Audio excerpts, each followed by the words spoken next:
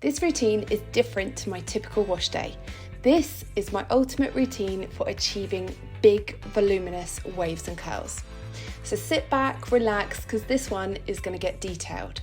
I'm going to share essential info on how you set yourself up for success in the cleansing stage.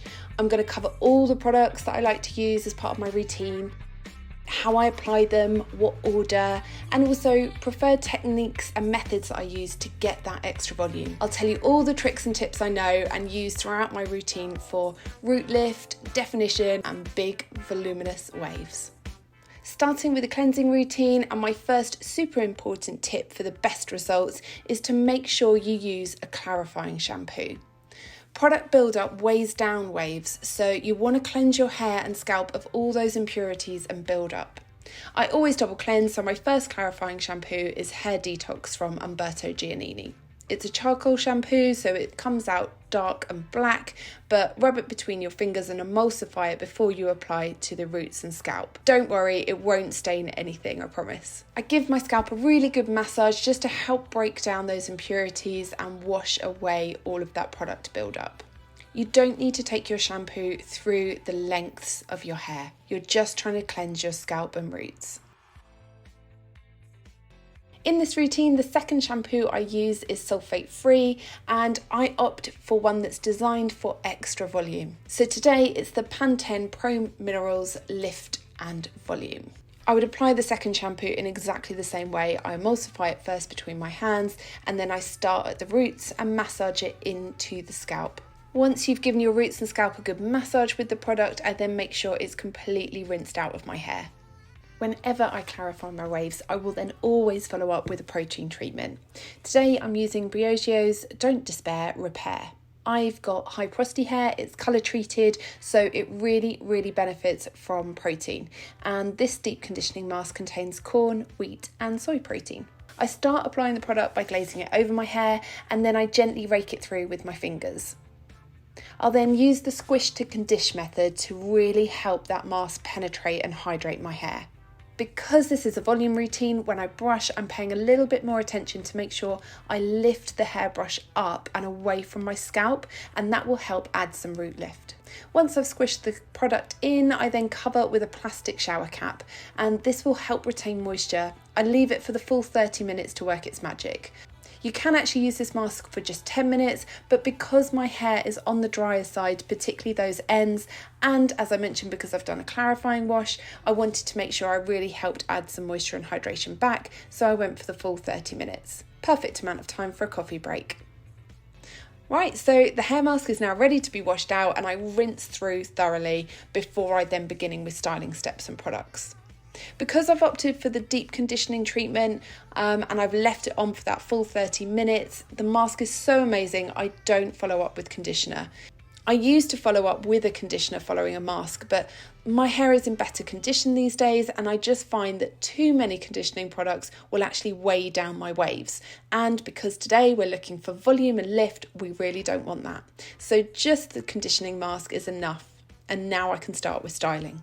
Off topic for just a second, I wanted to show you guys how much hair I typically lose in a wash day routine. I see a lot on social media about people panicking about this, so I thought it might be helpful to show you the amount of hair that generally comes out when I'm doing my wash.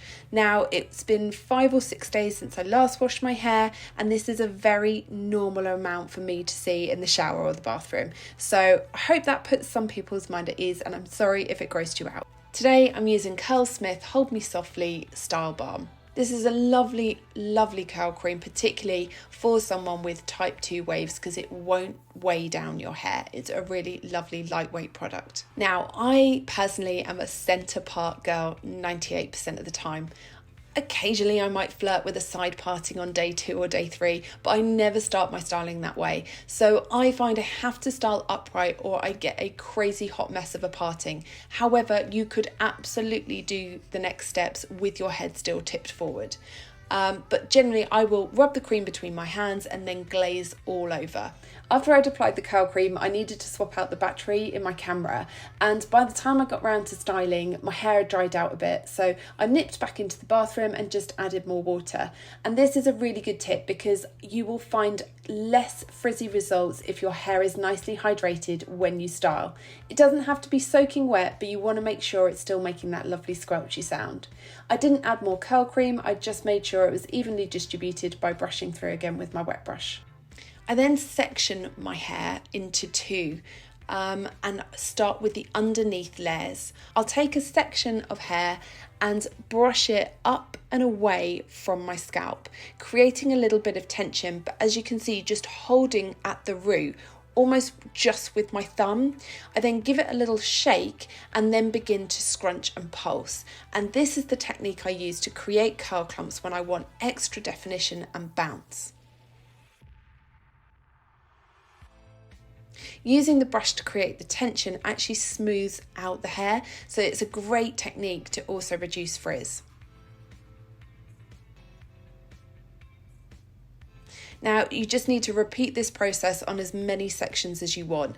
The more sections you do, the kind of tighter, smaller waves you'll have, and the bigger sections you get more sort of voluminous waves and curls.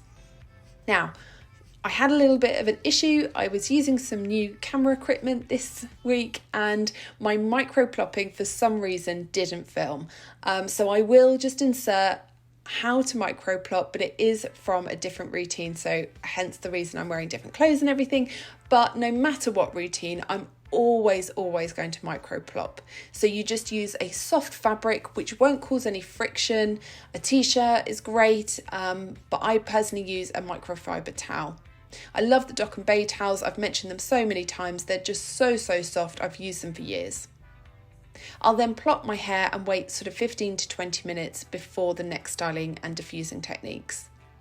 The reason you micro plop is it gives extra definition and it also soaks up some of that excess product. If you give this routine a go, I would absolutely love to hear how you get on with it, so please let me know in the comments. And better yet, if you're on Instagram, tag me in any photos. I would love to see all your wavy hair results. I'm at Method to My Waves. I'll add my socials to the description box below. So we're on to styling, and I'm only going to use one styling product today, and that's the foam from Curlsmith. Again, there's a theme here. It's super lightweight.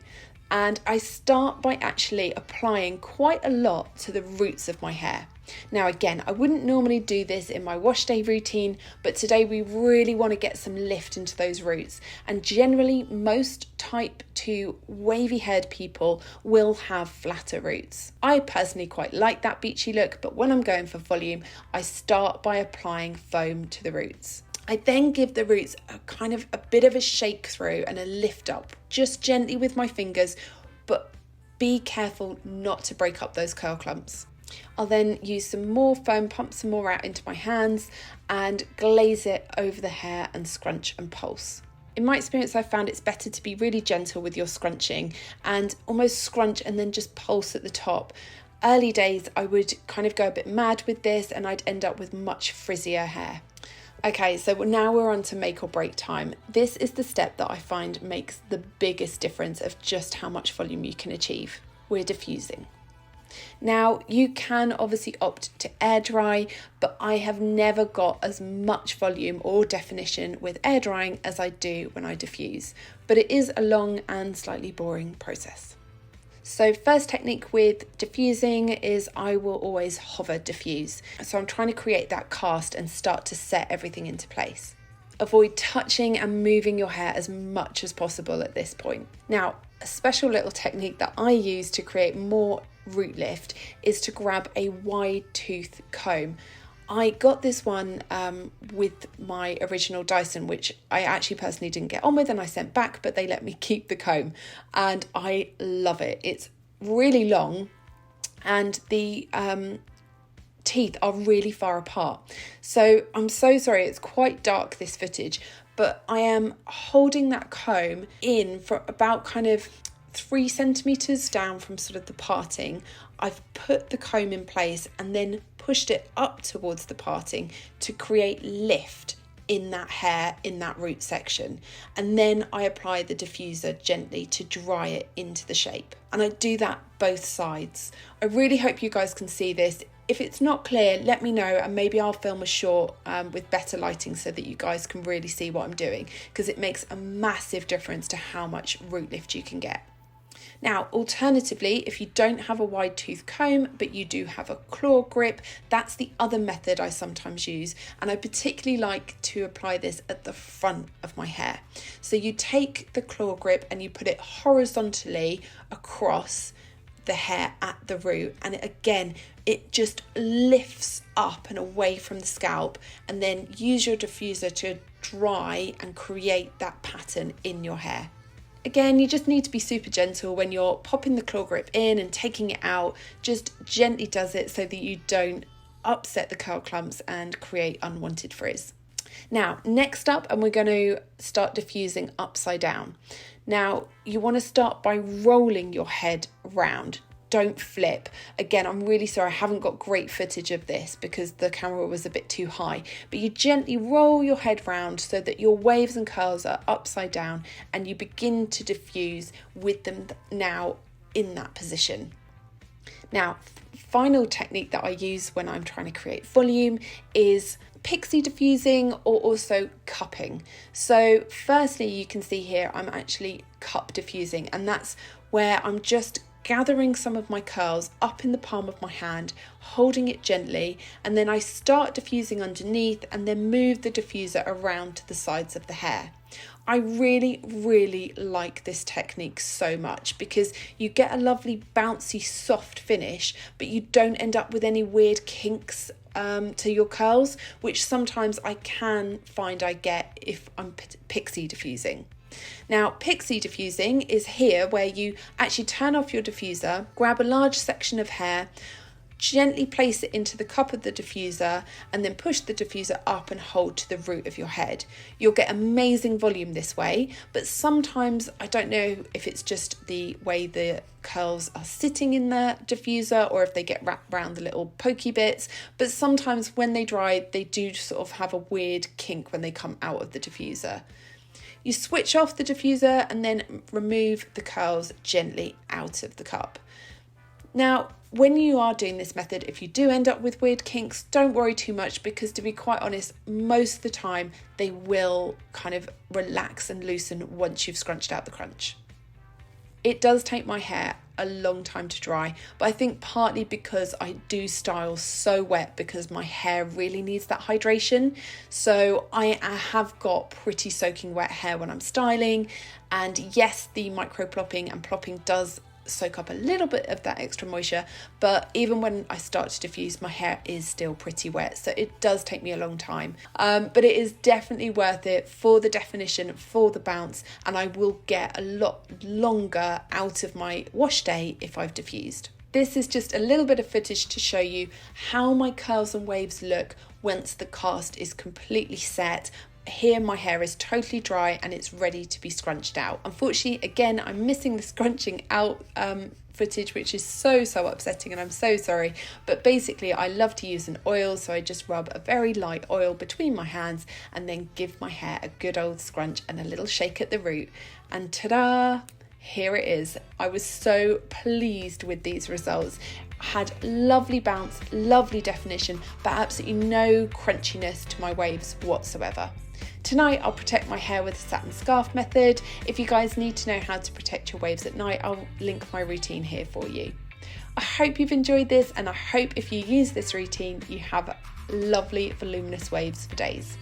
Take care everyone, thanks for watching, see you soon, bye.